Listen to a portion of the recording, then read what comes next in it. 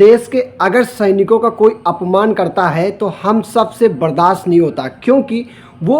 उन्हीं की देन है जिसकी वजह से हम आसानी से जो है अपने घरों में चैन की, अमन की, जो है शांति से नींद को पूरा करते हैं और अपने आप को फुल फ्रीडम में जहां मन होता है वहां जाते हैं। लेकिन अगर ऐसे में हमारे देश के सैनिकों के साथ कोई अभद्र तरीके का व्यवहार करता है या फिर उन्हें जो है डराने धमकाने या फिर इस तरीके की कोई टिप्पणी करता है, अपमान करता है, तो समझ लीजिए कि ये हमारे देश के लिए ही नहीं, हमारे लिए भी जो है दुर्भाग्य की बात है कि जो देश की सेवा करते हैं, जो -डिग्री सेल्सियस पर जो है अपने देश के लिए जो है तैनात रहते हैं, दिन रात अपना जो है योगदान देते हैं और कितने तो जवान जो है शहीद हो जाते हैं हमारे सुरक्षा के लिए। ऐसे में अगर आप उनका अपमान करते हैं तो समझ लीजिए कि आपके अंदर थोड़ी सी भी मानवता नहीं है।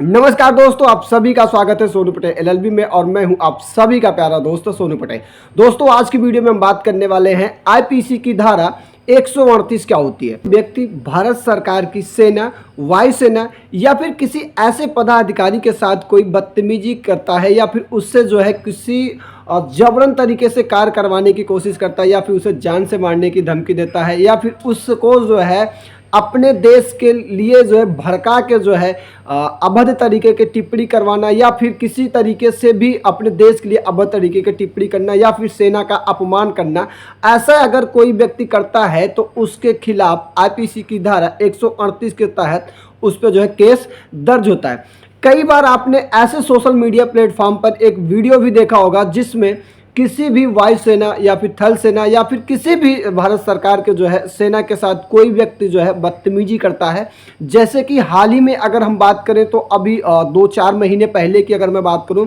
तो वैसे एक बिहार की जो है घटना आई हुई थी, जहां पर एक जो है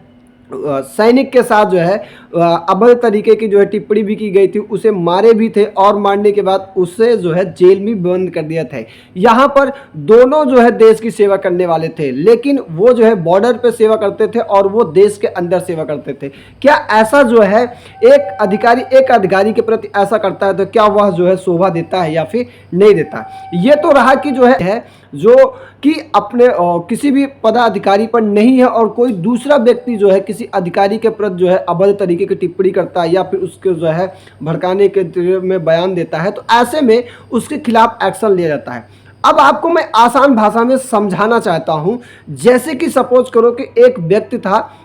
वह व्यक्ति का जो है नया जो है वायुसेना में जो है भर्ती हुआ था और जब वो वायुसेना में भर्ती हुआ तो आप जानते हैं कि जब वायुसेना में या फिर किसी भी पर ट्रेनिंग जो होती है बहुत हार्ड होती है, क्योंकि उसे आपको उस तरीके से माहौल में ढाला जाता है ताकि आप जो है आगे चल के कोई सा भी सिचुएशन होगी ना तो उसमें आप आसानी से जो है निर्भर कर सको और अपने आप को जो है उसमें आगे बढ़ा सको। तो ऐसे में ही जो है उस व्यक्ति के साथ भी जो है ट्रेनिंग हो रही थी, लेकिन किन्हीं कारणवश वो ट्रेनिंग दे उसको कुछ बोल दिया उस व्यक्ति को और वह व्यक्ति जो है चिड़चिड़ा कर जो है उस सीनियर अधिकारी को जो है अपत्य तरीके की जो है टिप्पणी कर देता है या फिर कुछ ऐसा शब्द बोल देता है जिसकी वजह से उस ऑफिसर को जो है ठेस पहुँचता है और ठेस पहुँचने के बाद वह अफसर जो है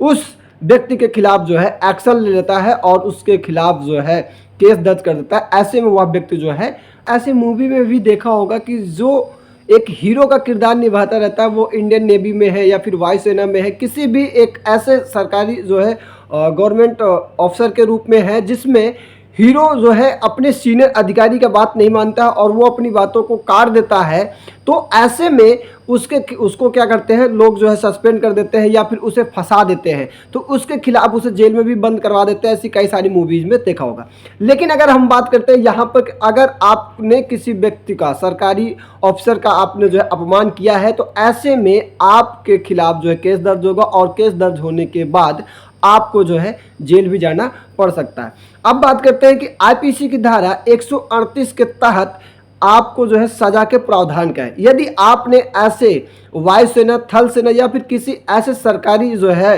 गवर्नमेंट अफसरों के खिलाफ आपने ऐसे अभद्र तरीके की टिप्पणी किया है या फिर ऐसे अपमान किया है तो आपको जो है 6 माह के लिए जो है कारावास हो सकता है और साथ में आपको जो है आर्थिक दंडित के साथ जो है जुर्माना भी देना पड़ सकता है या इनमें से दोनों भी हो सकता है।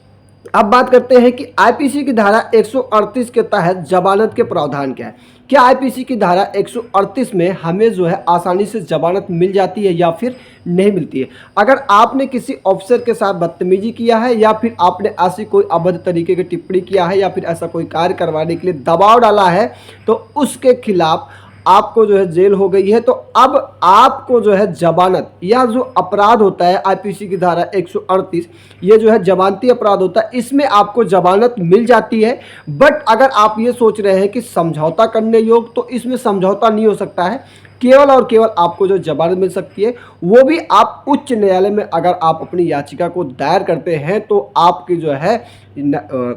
याचिका को स्वीकार करके आपको जो है जमानत दे दिया जाता है। तो दोस्तों आशा करता हूं कि वीडियो आप सभी को समझ में आ गया। तो अगर वीडियो समझ में आएगी तो प्लीज़ चैनल को सब्सक्राइब कर दीजिए और जितना से जितना हो सके लाइक और शेयर कीजिए। अगर आपका कोई भी सवाल है तो आप हमारे जो है टेलीग्राम पे डायरेक्ट आप हमसे पूछ सकते हैं, व्हाट्सअप नंबर पे भी पूछ सकते हैं। फिर मिलेंगे किसी नए वीडियो के साथ, तब तक के लिए जय हिंद, जय भारत, वंदे मातरम।